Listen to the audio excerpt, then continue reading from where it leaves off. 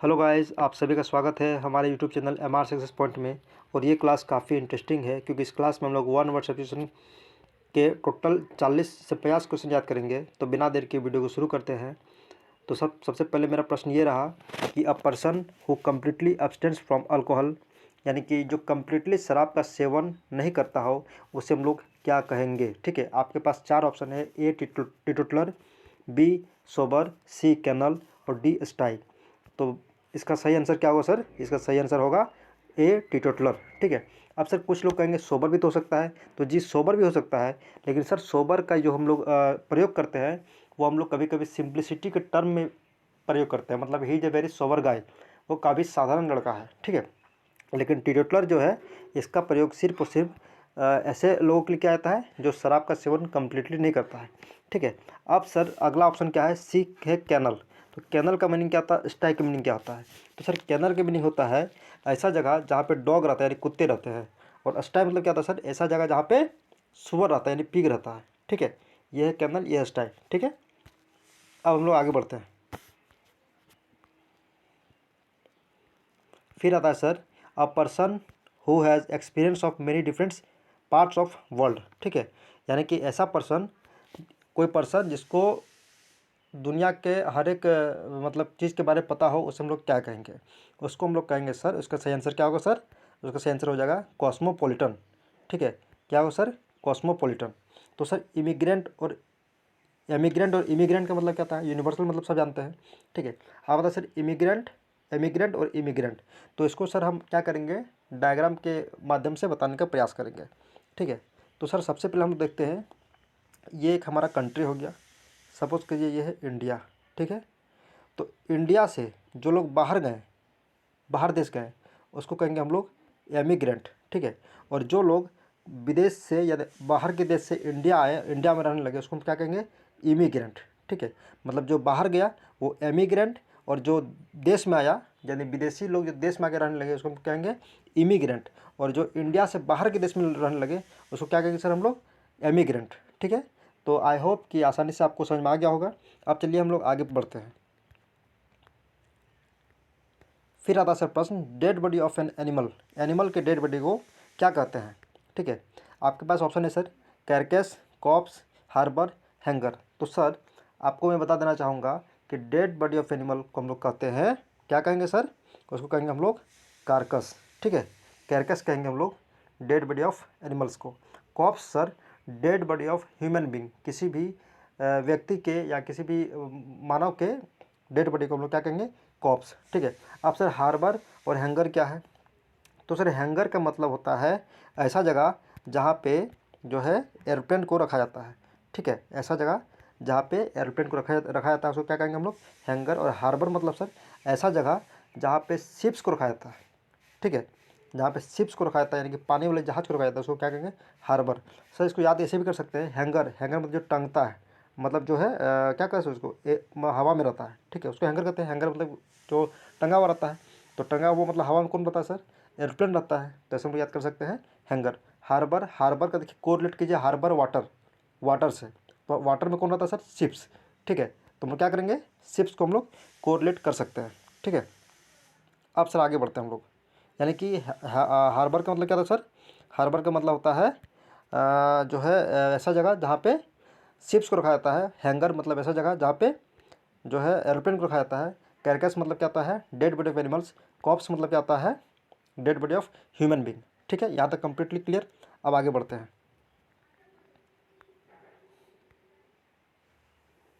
तो सर अब हमारा प्रश्न ये है कि the act of killing a whole group of people specially a whole race. ठीक है, इसका मीनिंग क्या होगा? ये आप लोग हमें बताने का प्रयास करें। तो चलिए बिना देर किए मैं ही इसको देना चाहता हूँ कि किसी भी मानव जाति को ही मार देना। ठीक है, किसी भी मानव जाति को ही मार देना उसको कहते हैं जेनोसाइड। ठीक है, किसी भी मानव जाति को मार देने की नरसंहार को कहते हैं जीनोसाइड। ठीक है, इसको क्या कहते हैं सर? जीनोसाइड कहते हैं। ठीक है। अब सर आगे है होमिसाइड। सबसे पहले एक बात और याद रखिए कि जब साइड आएगा, साइड का मतलब होता है मारना। साइड जब भी आएगा, ये रूट वर्ड है। साइड का मतलब क्या होगा सर? मारना होता है। ठीक है। तो सर होमिसाइड, होमिसाइड मतलब क्या होता है? किसी व्यक्ति की हत्या करना, मतलब होमिसाइड। फिर आता है सर यूक्सोरिसाइड, यूक्सोरिसाइड मतलब होता है सर पत्नी की हत्या करना, उसको कहते हैं यूक्सोरिसाइड।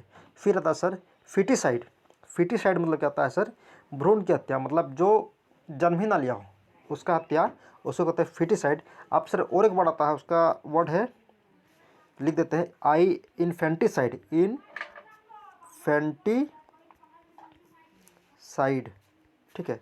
इन्फेंटिसाइड का मतलब क्या होता है नवजात की हत्या, मतलब जो पैदा हो गया। फिटिसाइड मतलब क्या होता है मतलब मर्डर ऑफ अनबॉर्न, ठीक है। और और इन्फेंटिसाइड मतलब क्या होता है सर जो जन्म ले लिया हो उसकी हत्या, ठीक है। फिटिसाइड मतलब जो नवजात की हत्या, मतलब भ्रूण हत्या इसको बोलते हैं हम लोग हिंदी में भ्रूण हत्या, ठीक है, उसको कहते हैं फिटिसाइड। इन्फेंटिसाइड मतलब नवजात की हत्या, मतलब जो जन्म ले लिया है, ठीक है। अब हम लोग आगे बढ़ते हैं।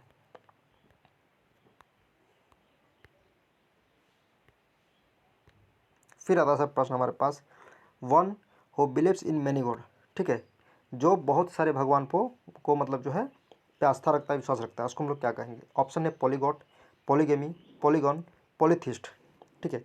तो इसका आंसर क्या होगा सर? इसका आंसर होगा पॉलीथिस्ट।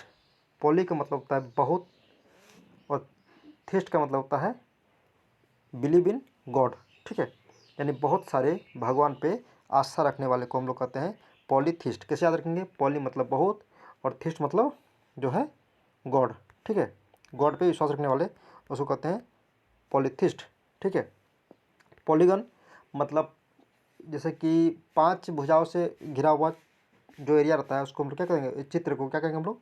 पॉलीगन कहते हैं। 1 2 3 4 5, ठीक है, यह हुआ पॉलीगन, ठीक है। अब सर आते हैं हम लोग नेक्स्ट पॉलीगेमी पे। तो सर पॉलीगेमी का क्या होता है इसका मतलब? पॉलीगेमी का मतलब होता है सर, ठीक है, इसका मतलब होता है जो एक से ज़्यादा शादी करता हो उसको कहते हैं हम लोग पॉलीगेमी, जो एक से ज़्यादा शादी किया हो, ठीक है। अब आता है सर पॉलीग्लॉट। तो पॉलीग्लॉट मतलब क्या होता है सर? पॉलीग्लॉट मतलब होता है जो बहुत सारे लैंग्वेज जानता है, जैसे हिंदी, पंजाबी, ठीक है, उसको कहते हैं पॉलीग्लॉट। और एक वर्ड आता है सर लिंग्विस्ट। लिंग्विस्ट इसका मतलब होता है सर जो बहुत सारे मतलब विदेशी भाषा जानता हो या पढ़ता हो उसको कहते हैं लिंग्विस्ट। जैसे फ्रेंच हो गया आपका, क्या कर सकते हैं, जापानी हो गया, ये सब, ठीक है। अब आते हैं हम लोग नेक्स्ट प्रश्न पर। अगला प्रश्न हमारे पास ये रहा, सॉरी सॉरी सॉरी, अब आता है sir government government by the rich people, मतलब रिच पीपल के द्वारा चलाया गया सरकार, ठीक है, यानी इसका ये कौन चलाता है? रिच पीपल चलाता है।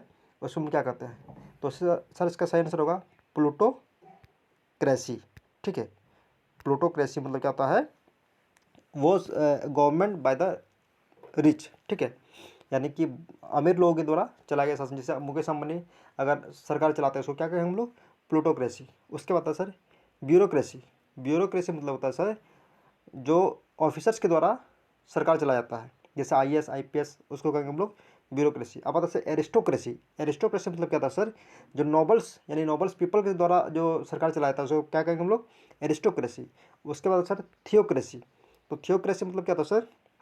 जो किसी भी रिलीजियस पीपल के द्वारा, यानी कि साधु महात्मा संत ये सब के हाथ में सरकार आ गई तो उसको हम लोग कहेंगे थियोक्रेसी। और एक वर्ड आता है सर मोनार्की। मोनार्की, मोनार्की का मतलब क्या होता है? CHY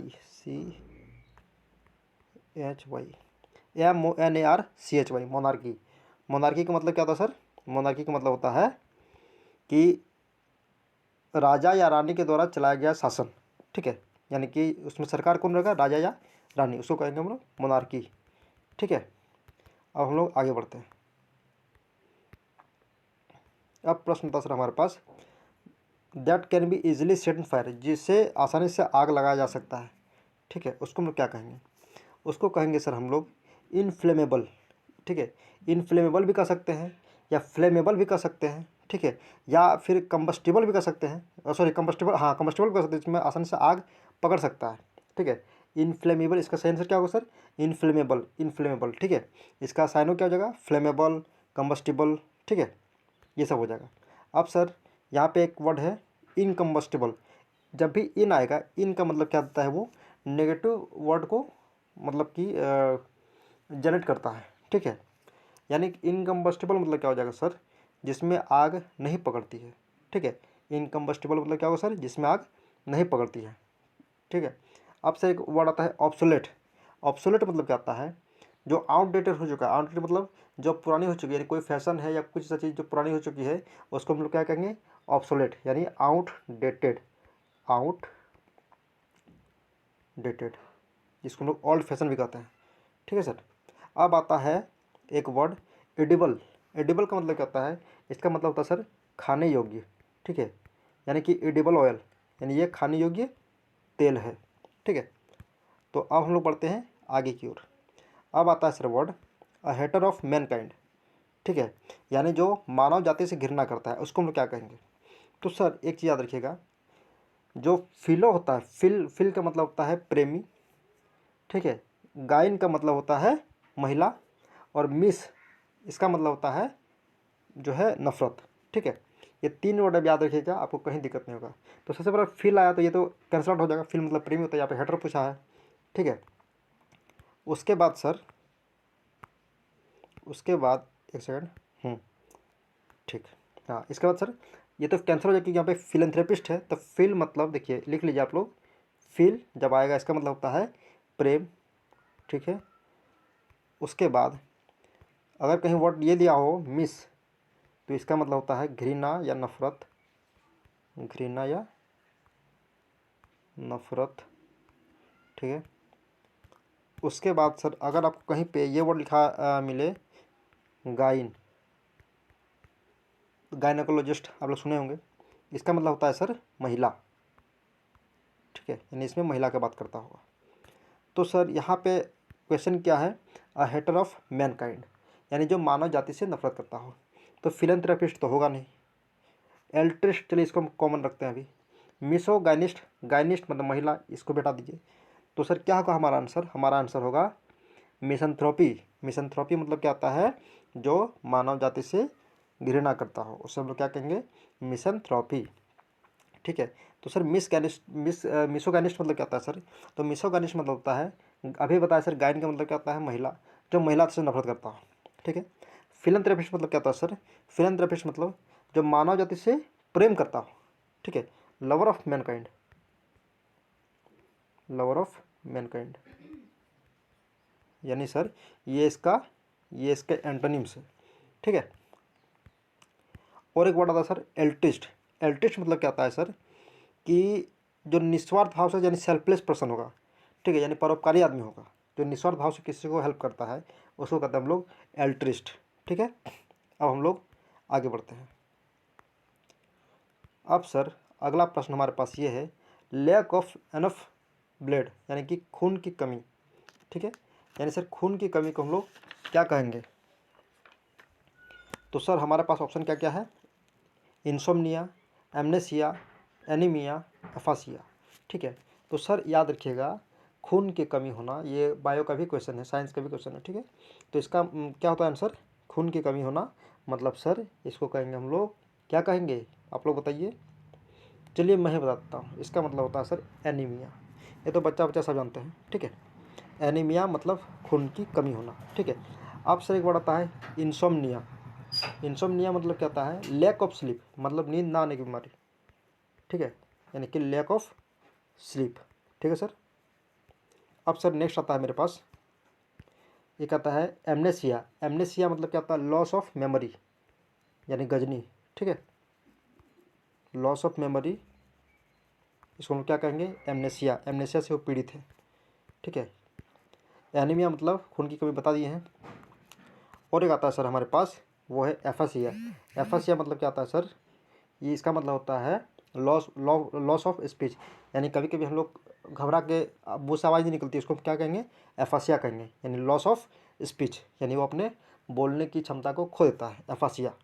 अब हमारा वीडियो का आखिरी वर्ड, आखिरी क्वेश्चन के हम लोग बढ़ते हैं, वो ये है fear of a small enclose place, मतलब छोटे छोटे घरों में, छोटे छोटे रूम में जो क्या बोलते हैं उसको, डर पैदा होता है या फिर घबराहट होती है, उसको हम लोग क्या कहेंगे, उसको कहते हैं हम लोग सर क्लोस्ट्रोफोबिया। फोबिया का मतलब होता है डर, ठीक है।